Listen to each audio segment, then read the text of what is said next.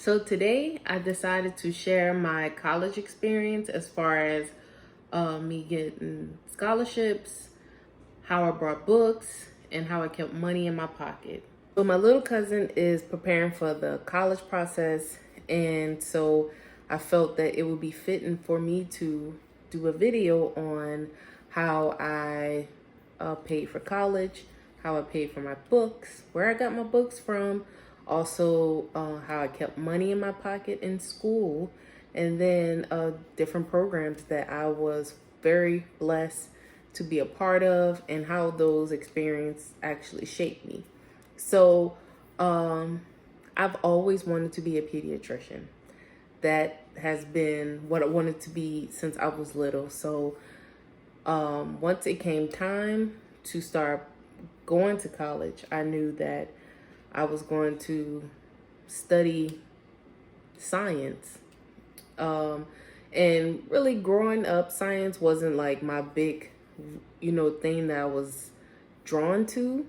And I don't think I realized till I was a little older that science was the bone of being a doctor. But, growing up, I was a big history buff. I love history, social studies, and I like math. I like math too. I didn't, English, really wasn't my big strong suit. And science was interesting, but I don't think I ever had a teacher that really made it exciting. Not into not until college when I was taking organic chemistry.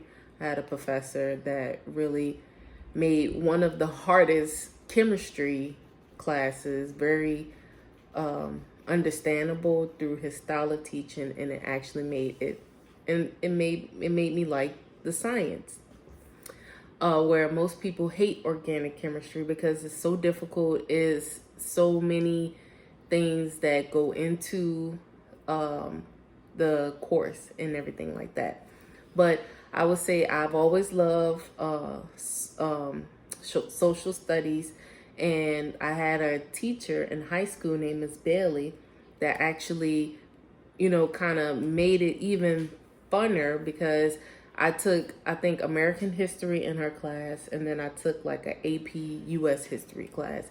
And she always made it a point to teach history from a very real place, as far as, giving us, what was on the textbook, but also giving us other books like this book about like myths about American history that's been taught to I don't know how many people, and it's been taught so much that it becomes the norm of what actually happened, even though it's not accurate. And so I really, really loved social studies because of Miss Bailey, and she actually made it fun to learn about true history and not just the history that's being regurgitated and being passed on as truth. So I was a big social studies girl, and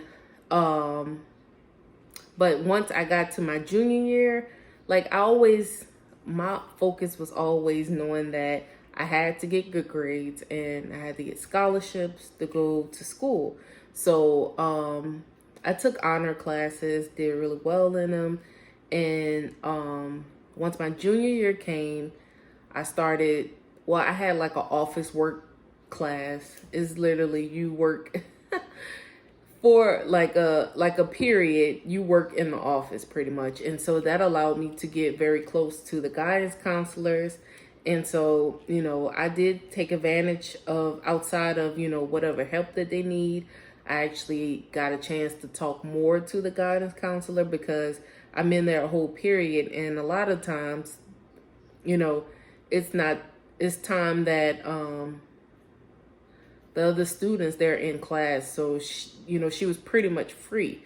So, I took the opportunity and we became really close, and I asked as many questions, about scholarships and what was out there and what was the criteria and everything.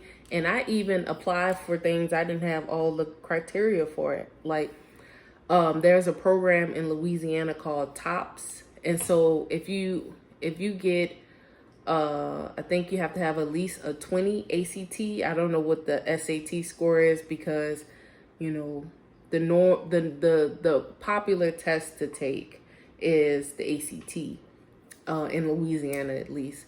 And so you had to have a 20, and there was some type of GPA requirement.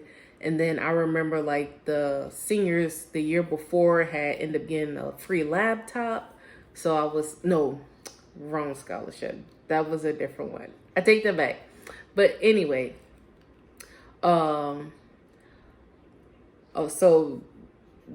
and then there was one called Jefferson Dollars for Scholar. So at that time, I didn't have the ACT score. I had taken it, but I had scored too low. And then I had taken an ACT course that my high school actually had, and I had a period of this ACT prep course, and I say it worked tremendously because my score may have went up like 4 or 5 points the next time I took the test, and that was the last time I took it. I'm like, I got my score. I'm not taking that test no more. So with the scholarships, I even applied, even though I didn't have the score, but my determination was I'm gonna get the score, and I rather had applied and they tell me, oh, you don't have the score versus getting the score and not have applied. So I was like, I got to get this money because I got to go to school debt free because, you know, I always knew that medical school was very expensive. So I'm like, if I'm going to get loans, I don't want to have loans for undergrad and for medical school. So I was determined to not have to pay, rather my parents not have to pay anything and not have to take out any loans to get my undergraduate degree. So I did that, and then I just made sure I kept my grades up, that I kept my GPA high, and I actually graduated number 9 in my high school class. So I'm like, I gotta get all these accolades. I gotta look good for the application. And then, you know, I've always had a desire, like I visited Spelman in maybe my freshman, or what year was it? My freshman or my sophomore year of high school. And I just always wanted to go to Spelman. Like, I was like, I'm going to Spelman. That's my school. And then when it was coming closer, then now in the process of actually applying, I chose not to apply because I was deterred by an application fee. I was like, I'm not paying the application fee. It was like $50. So I just threw away my dream school because I wasn't paying $50 for an application fee, because the other ones I had gotten it waived, but I couldn't get that one waived because initially when I started it, they was like, we're going to waive it. And then when I went back to complete it, it was $50. And I was like, well, I thought y'all was going to waive it. And it was like, no, we never said that. And I was like, forget that. So I actually applied to Dillard University, Xavier University, and Loyola University in New Orleans. Because then, you know, the closer the time came, I learned that there was more money on the table if you went to a local university, that there was more money on the table if you went to a university within your city that you were from or within your state. Because once you start going to out-of-state universities, you have to pay the out-of-state tuition, and then you have to pay room and board on top of that. So I was like, well, I'm trying to keep this cost as little as possible and get as much money as I can. So that was my focus. And then so I got accepted to all 3. So Xavier didn't offer me any money, not a dollar, which that is a whole nother story. But I didn't get any offer from Xavier. And the only way they were prefacing it is like I had to give them my mama like tax information in order for them to award me any scholarship money. And I'm like, but why? Because the other two universities, with the acceptance letter, they say, hey, we have this scholarship that we're going to give you, and this is the amount of money that you'll get every semester. So I was like, well, even though Xavier, out of the three, actually had a pre-med program, which I could have benefited from a whole lot, because it would have been a program that was driven from the beginning to go into the direction of going to medical school. While the education at Dillard was very good, I learned a lot. I had great experiences. Their program and different programs they had on campus was more driven for a PhD, not a MD. So, and then Loyola gave me, I think the scholarship they gave me was only going to cover maybe a third or half of the tuition every semester. And I was like, I need more money, because out of the three, Loyola is more money. Loyola is a bigger university than Dillard, especially, but Xavier is a pretty big university.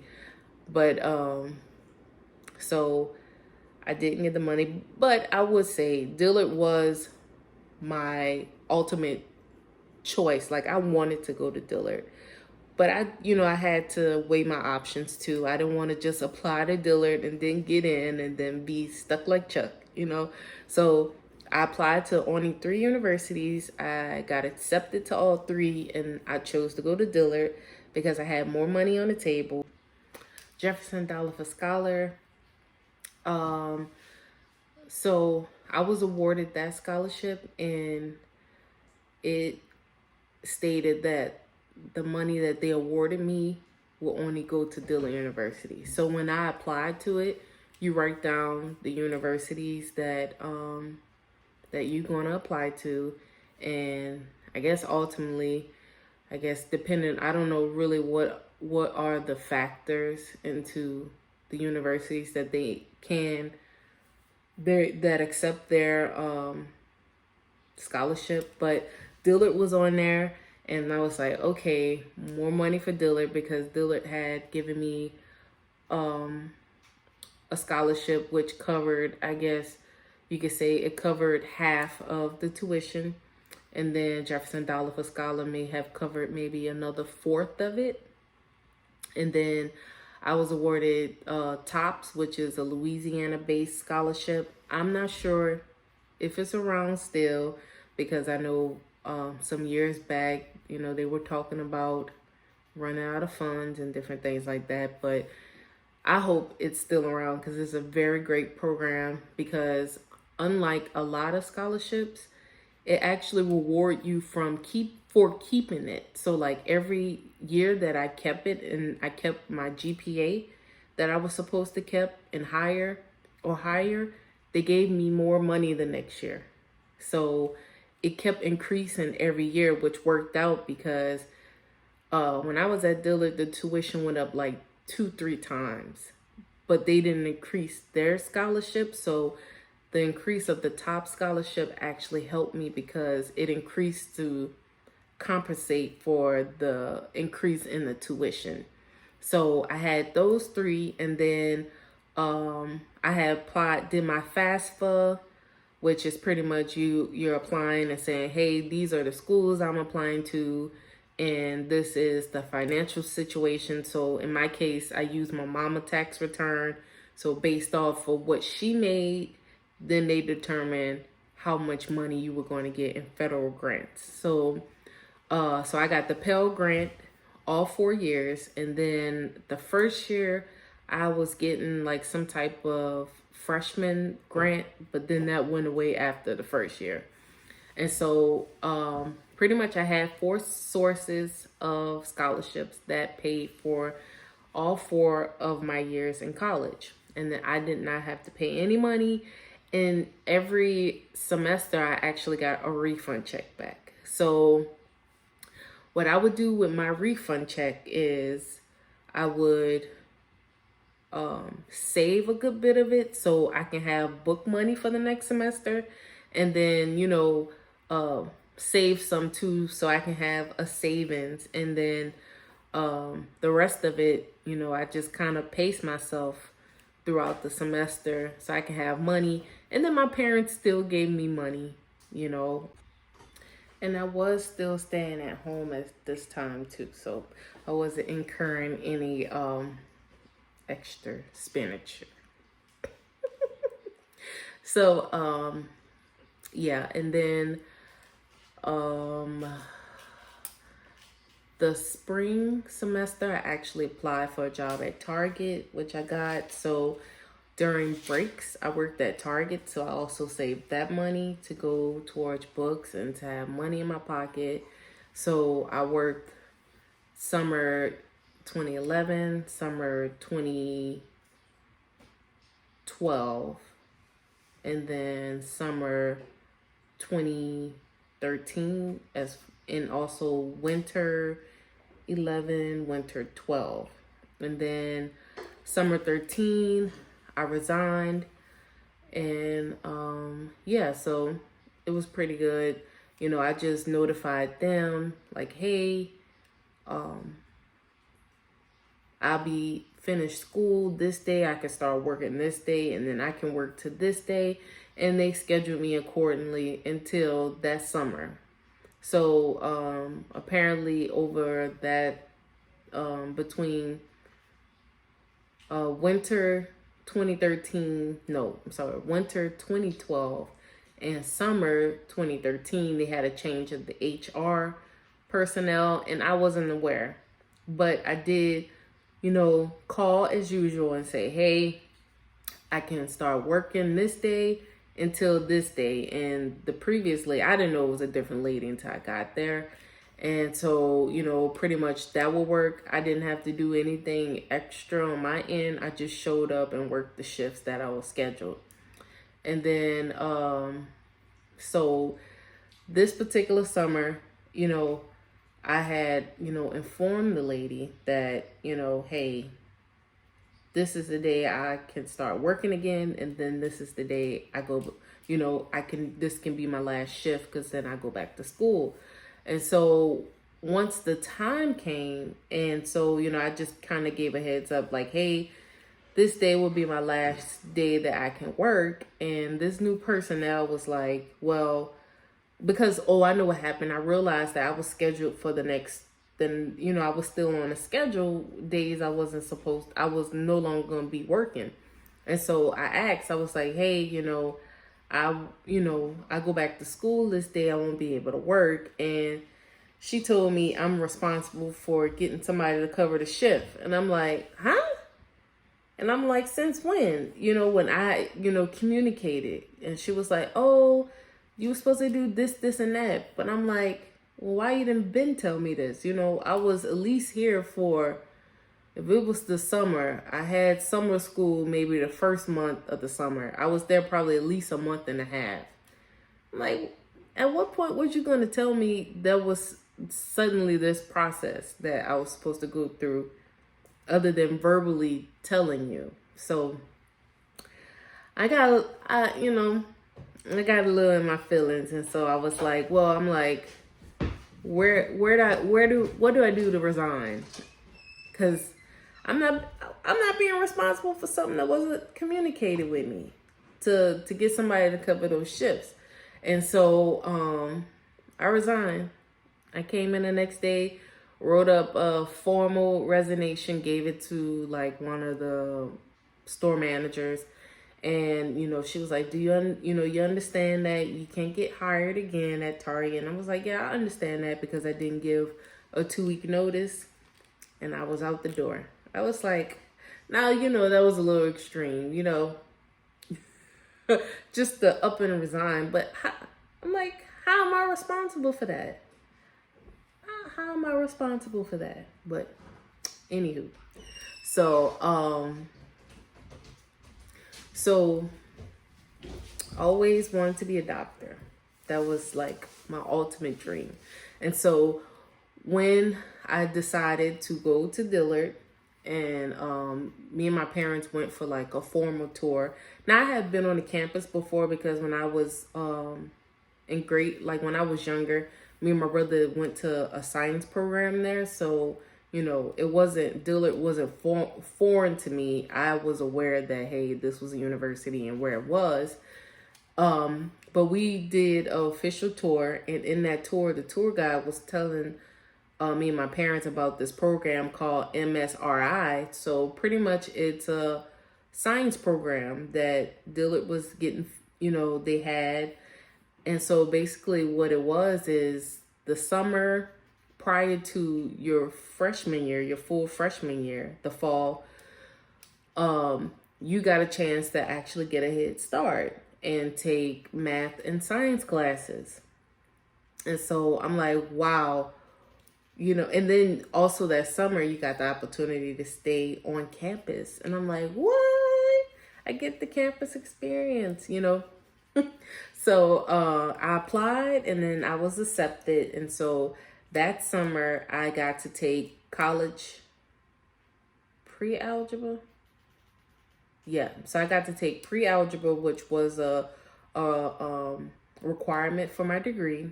And then also I got to take chemistry 1. So I got to take chemistry 1 and pre-algebra, which were both which were both requirements for my degree. And then I got to take, it was some type of research class, but it counted towards something. I can't remember. So so now, you know, I'm taking 3 classes during the summer, and I'm getting to stay on campus, and then on the weekend I went back home. Yeah, I know it's not that far, but I went home for the weekends. Because like on the weekends, you know, it's in the summer, so it's not like a live campus. And I really wasn't that into social life. I was like, I'm just here to get my education and go. Which that's something that if I can turn back the hands of time, I would have gotten more involved, more social, because not realizing that's a big place where you have like the foundation of professional ties and friend groups and you know, your adult friend groups and stuff like that. So I missed the mark on that, and that's something that I have always gotten in my way about being involved in things, and getting the experience and meeting people and having opportunities to be in places and things like that. So I go home. And so through the program, you know, I did meet friends and I had a roommate. And so it was cool, and, you know, had access to, you know, had like a meal plan where I could eat twice a day, I think. And then, you know, there was some other people on campus because there were other people taking summer school classes too. So it wasn't completely dead, but it wasn't as many people as it would normally be during the regular school year. And then, so, you know, I did have some fun, met some people that end up, you know, continuing to go to Dillard, and I eventually graduated with a lot of those people. And so it was a good experience because it gave me a head start. And I always had like a head start, and I was taking my math and chemistry classes pretty much a semester earlier than I was scheduled to based on the layout of my curriculums. So once my freshman year actually started, oh, and then the MSRI program did give stipends. So I got a stipend at the end of the summer, and then I think they gave another stipend the fall and then the spring semester. So that money actually came in handy. I saved it, and so so I can have money for anything that I need to take care of. And then so my first semester, I started off taking, and then I started off taking chemistry 2 and algebra. And then I was taking biology class, and then there was like a first time class that all the first years had to take, and I think that may be it. And then also with all the science classes came a lab that you had to take with it. And so all 4 years of my college, I actually did get a refund. So I was very fortunate, even with tuition increasing, I was able to get a refund. So I was always squared away as far as the finances, because I was determined to always have the means to take care of anything that may have come up and not be limited by not having any money, or, just being responsible and not making sure, there was one less thing my parents had to worry about. So, with most of my books, the ones that, now there was some that I had to buy from the bookstore, like the lab books, I couldn't buy offline because those were specific books. A lot of them were written by the professor that was actually teaching the class, so I had to buy those in the bookstore. And as we all know, college books can cost a fortune. So very early on, I learned a loophole. So I will order all my books off eBay, and it would be like the international version, but the chapters, all the information was the exact same as the current version that was in the syllabus. So I will order all my books off of eBay. I will either find the exact version, or if it wasn't the exact version, it'll be like the international version, and it'll say, you can't resell this for money.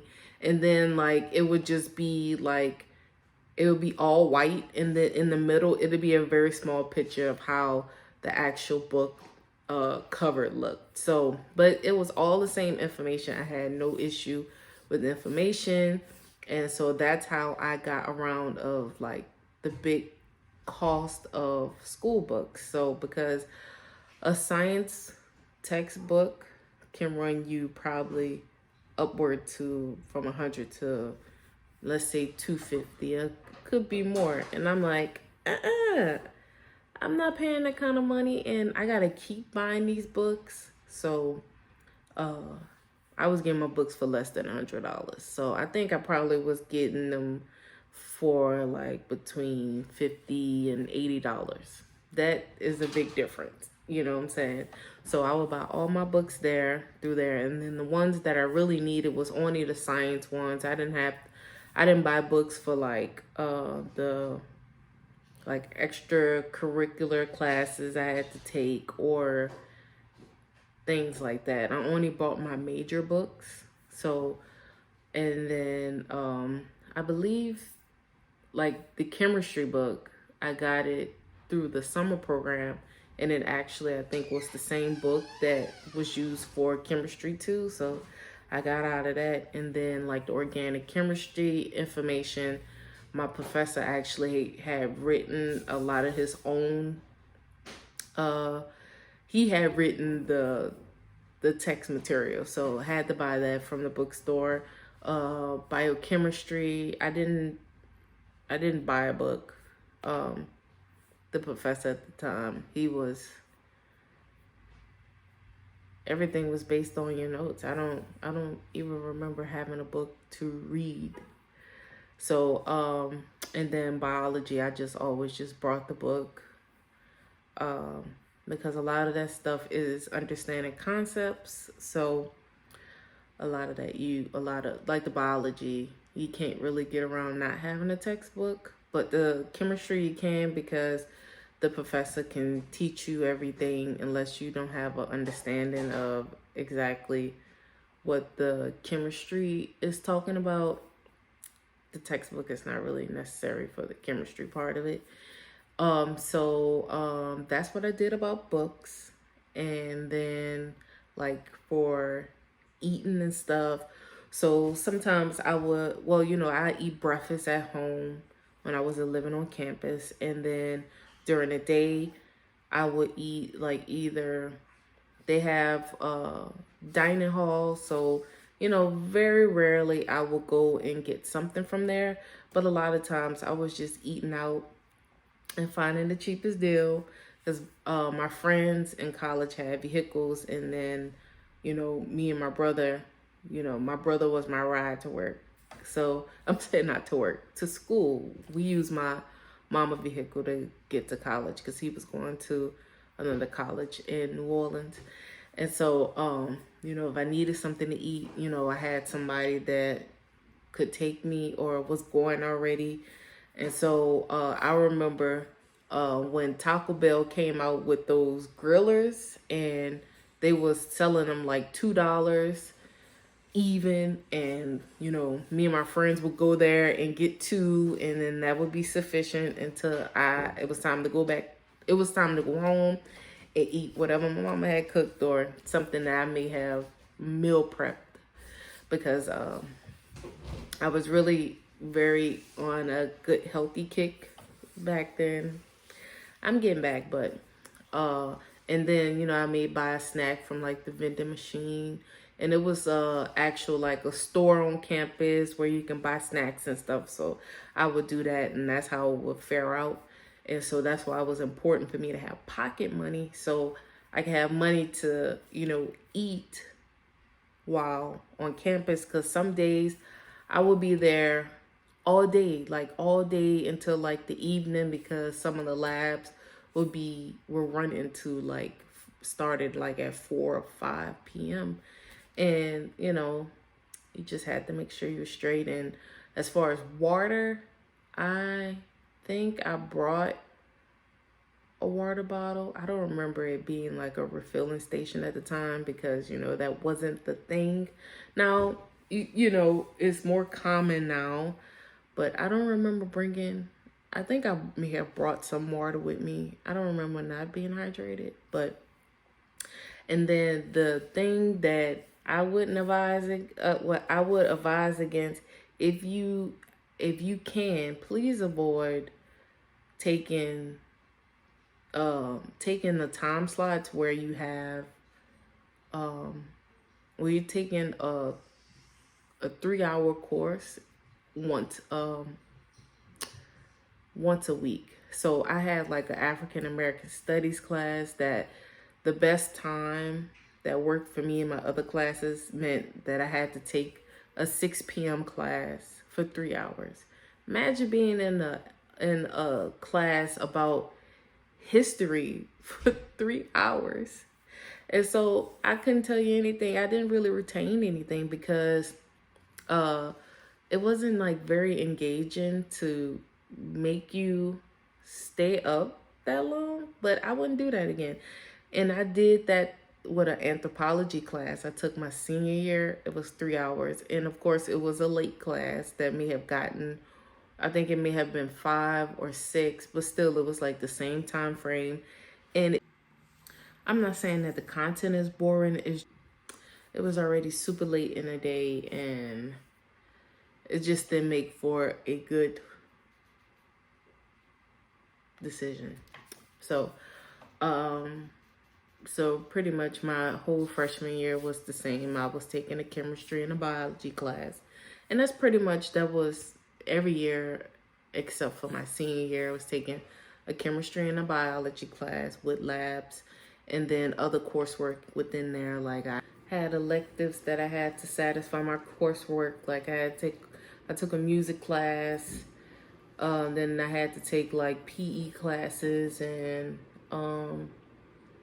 what other classes I took? Oh, then Spanish. Yeah. So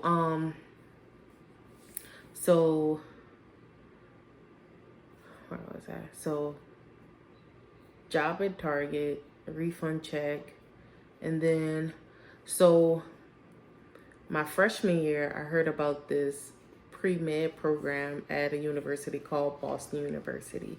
So pretty much what it was is Boston University created this program for minorities. So they work with HBCUs and minority-based universities, like that have a lot of Hispanic students. And so the goal of the program is to choose every year 15 sophomores, and basically you have a seat in a medical school, and this is an effort to close the gap with the number of minorities that become a doctor. And so pretty much I had heard about this program all my freshman year, and I wanted to do it. And then so you apply your sophomore year, and then you get accepted into medical school, like a pre-acceptance. Now there's requirements that you have to fulfill between that time and the time it's time for medical school in order to actually get the seat. But yeah, so I had heard about this, and I'm like, oh my gosh, this would be perfect. And it's kind of like a dual enrollment course, I'm gonna say program. And so my sophomore year came, and like my advisor, I hadn't heard anything. And then when we spoke about it, it was like the deadline was like within weeks. And I'm like, are you serious? Why didn't you say anything? You know what I'm saying? And so like I'm scrambling to get the application finished, get my letters of recommendation, everything. And I package everything up and send it off. And so like I'm waiting, and just naturally when you're waiting and there's something on your mind, you just start like seeing it everywhere. So I would start seeing Boston everywhere on TV, and hints of it would come up. And so I think I sent that off in January, February, and then I got the response April. And so they had invited me to Boston to do the interview. So when you apply to medical school and they offer you the opportunity to come interview, that's the same process where you go interview and you sit down and you interview with the faculty and like the dean and everything, so they can get a better feel of you, because the application is one thing, but you can give different impression from the actual interview. So I went to Boston for the weekend and met a bunch of different people from other HBCUs and predominantly Hispanic universities like University of Texas in El Paso, and Carnegie Works. People from Morgan State, Hampton, Spelman, Morehouse, Dillard. What else? The common ones. I think those were the common ones. But it was, and then it was Tougaloo in Mississippi as well, and then some other places. But so the weekend was the interview. So I interviewed with a couple of like the faculty from the multicultural department, the department that is over that particular program. And then, you get, like, we went to the aquarium as a group, and, I met people that I still have, interactions and relationships with to this day through that program. So, and then after that weekend, I went back home, and then I guess maybe within a month later, I got the final decision. So I had gotten accepted, so I was super excited. And so summer 2012 and 2013 I spent in Boston taking courses that would go towards my degree, and also classes that went towards the program and what they wanted to focus on. And then also summer 2013 I took a Princeton class to prepare for the MCAT. Now, in my opinion, Princeton is more driven on understanding the information itself and not so much like big strategy. So it didn't really work for me. Um, I didn't see much any improvement taking the course because, you know, learning the information wasn't the issue. It was applying the information that was the issue for me. So I find that Kaplan is better, and now there's so many new ones. And then there's even like a guy on YouTube called Greg Matt that actually go have his own like course of how to study for the MCAT. And you just at the time. Well, I learned of this way after I had graduated out of college, but he actually have a course where he makes it accessible for just $5 a month, and his approach is so much easier. Like it's more like understanding, and you know, I would say, you know,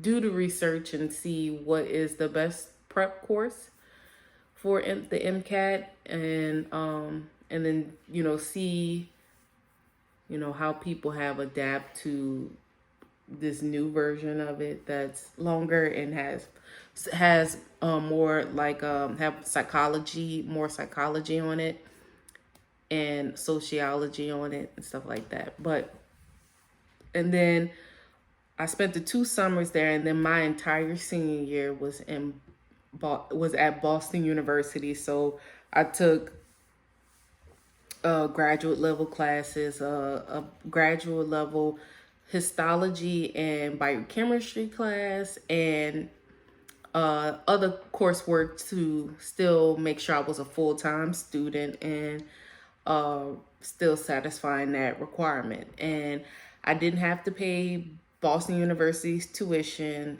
I just had to pay my Dillard tuition. So, and since I was staying at home, I didn't have to pay room and board, so they covered all that. So I got the experience without the cost. And you know, I seen how different the approach to the curriculum was. Like I would say a lot of teaching styles at Dillard was more like you being able to regurgitate the information that you receive. But when I got there, it was all about application, and I hadn't the same difficulty I was having with the MCAT. Like that was my downfall. How do I apply this information in ways where it's not the most obvious, where I have to be more analytical about how I'm looking at this information and what is truly being asked of me in questions. Now, nowadays, I'm much better at it. And so, you know, now I will have a better chance with studying and practicing to take the exam and actually faring out better, because just the nature of my work has really built up those kind of abilities within me, and me being able to truly learn, make sure I understand a concept in and out and how to apply it by being able to teach it to other people and recognizing it in different forms and scenarios. And so, and then one thing that I would say definitely do is when it's time to enroll in your classes, making sure that you are keeping up with what you've taken and what you need to take, because that's what I did. So when it was time to enroll in classes, I had to meet with my advisor. So I already knew what I was taking, and all I needed to do was pretty much see what time slots was available.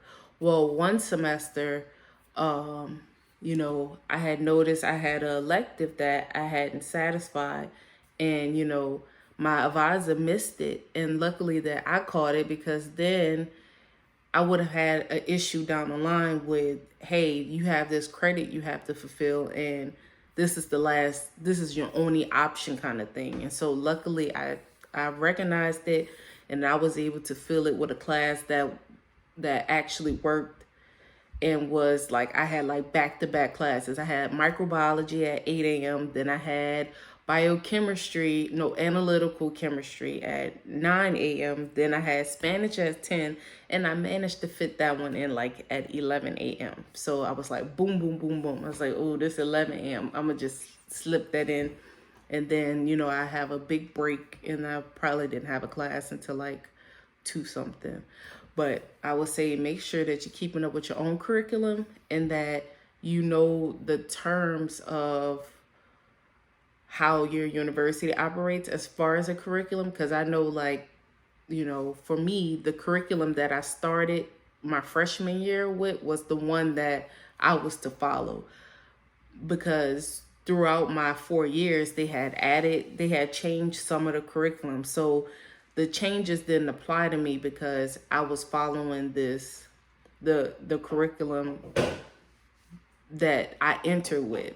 But I don't know if every university is the same, and that's something that's very important, because you don't want them to change something that then becomes a requirement for you and you're not even aware that it's a requirement now for you. Even though you do have an advisor that's supposed to catch that type of stuff, it's just always good to be able to catch that stuff yourself. So that's a big thing too, making sure you keeping up with your own tracking process, that you making sure yourself that you're taking the classes, and then don't take no 3-hour once a week class, because you're not going to retain anything from that. And then you may be gaining more time back throughout the week, but just think about how much information you're not retaining because you're taking this class, this week worth of class in one setting, and having to probably redo some things, reread some things, because you may not have retained it all from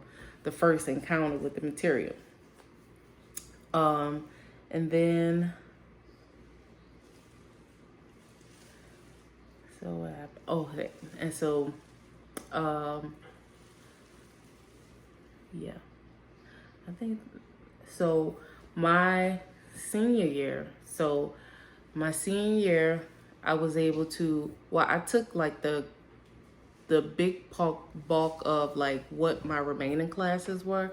I took all of those like fall of 2014, which was the first semester of my senior year. And then the second semester of my senior year, I just was taking mostly classes just to satisfy me being a full-time student. So I did take the bare minimum, which I think at the time was maybe between 12 and 15 hours, because maybe it was 12, but I think I was always used to taking between 15, maybe 16, and I think 18 was just like intense, but I don't think I ever took 18 in a semester. I don't know, I have to remember how it's broken down. But I took the bare minimum to be a full-time student, and then I actually scheduled all my classes so that I only had classes on Tuesdays and Thursdays. So I had Monday, Wednesday, and Friday off. I had pretty much an extended weekend, and it was good, because it was a lot of stress with like keeping up with the coursework and then being away from home. That really had started to kind of take its toll. So having some extra days off to kind of unwind, be more sociable, and kind of because I was still studying for the MCAT at the time too, to take it again, because I still wasn't getting the score. So I think I took it right after the course during the summer, and then I think I took it again in the fall, and then I took it one more time in the spring, I think, and I went to Jackson, Mississippi, and took it. And my parents took me to Jackson, Mississippi. That's how dedicated I was. Not realizing at the time that I had not a learning disability, but I had a roadblock. And had I known that, I would have known how to counteract it. But what it said, hindsight is 20/20. So now I know. So I know all the do's and don'ts when I decide to take a similar journey again. And then like when I was in Boston, I had like a meal plan. I could eat 2 meals a day based on how many meals I had a week. So, you can eat more in a day, but then at some point you're gonna be short. So I think I had 10 meals a week. No, I'm sorry, it included weekends too. So 2 times 7, I had 14 meals a week. So I'm like, I eat breakfast and dinner, and then lunch I figure out something else. Because what was really cool about Boston, they had points where they had like a late night kitchen, and they had points that you got every semester that you can use there. They had like a Starbucks you could use the points at, and then they had one more other place you could use it. So I was fine, because if I had eaten twice already in for lunch and breakfast, I could eat at the late kitchen, or I can have, if I had money, I can catch food somewhere else, because they had food places. They had a Cordoba that I always went to, and then they had a Raising Cane's too, but it was all the way at the other end of campus, so I rarely went to that one. I think I may have went to that once, but they had other food places, because Boston University sits right at the end. The end of the university sits right by Fenway Park, where the baseball team plays. So yeah, of course they have plenty of places over there where you can do and eat different things. So my advice is, make sure you're sociable, you're engaged, and you're getting to know people and building relationships, because you never know where those relationships would take you. And enjoy being young, and also make sure that you take care of your priorities, and make sure that you start in your, at least no later than your junior year high school, starting to look for scholarships and seeing what options you have, and seeing what universities you'd like to go for, and what programs you would like to explore, and seeing what's your best options for getting best education in that field. And then also, if you have to stay home, you have to stay home, not just making as much as a responsible choice. If you want to take out loans, and that's your prerogative, take out the federal loans. Don't try not to take out any private loans, because now say you have them loans, in this process where, they're supposed to be forgiving the loans, it's federal loans. So if you got any private loans, you have to pay that. So I always say get federal loans, because they always have forgiveness programs for that and things like that. Even, some people end up going into the military to pay for their college. Some people end up going into like doing like forgiveness programs, like say if once they finish their course, their degree, they'll go into what they deem a underserved area, and they have to work there for a period of time, and then they'll wipe the slate clean. So if you find that you have to rely on loans, I say do it responsibly, and in a way where after you graduate, it won't become a burden to you, and you have a exit plan where you don't have to shuck out all that money plus the interest, and you paying it for who knows how long. And then also, if there's any dual enrollment programs in your field, ask about that, explore that. If you have the opportunity to take courses at a different university and get a feel for it, like I did, still have that overall college experiences without the price tag like I did. And making sure that you're keeping up with your own curriculum and not relying on your advisor to catch everything, making sure you have your own checks and balances, and making sure that whatever curriculum that you're following, that that's the correct one, and that's the one that satisfies you graduating with that degree. And make sure you keep your GPA up so you don't lose your money, because that happens to a lot of people. The GPA go down low and then they lose all the money, and then now either they can't go to school or they have to resort to loans, which wasn't a part of their original plan. So, I would say if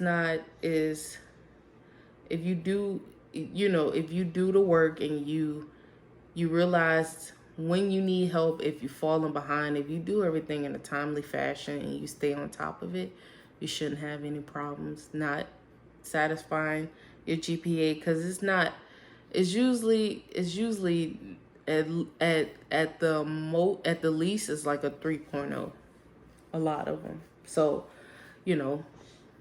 that's like a B average. So if you find that you're not gonna make a good grade, try to say something sooner than later, because then you have room to do like course of action, and actually get a better grade in that course. Like, they have stuff like midterm examinations and stuff. So if the midterm you looking like it's time to start having conversations with the professor about what they'll tell you what you got to do to pass the class. They either tell you got to get this on the final in order to get this grade out of my class, or they'll let you know. And then sometimes, like in my organic chemistry class, no one really passed 100%. So a lot of times, some classes, they end up grading on a curve if the whole class do poorly, you know what I'm saying? So, we always pray for that curve, hope that they was grading on a curve, so at least most of us will pass the test and stuff like that. So, what else? And then and there's options for employment, like work-study programs that's on campus. So you will go to that during the times you don't have class, and that way you can earn money that way.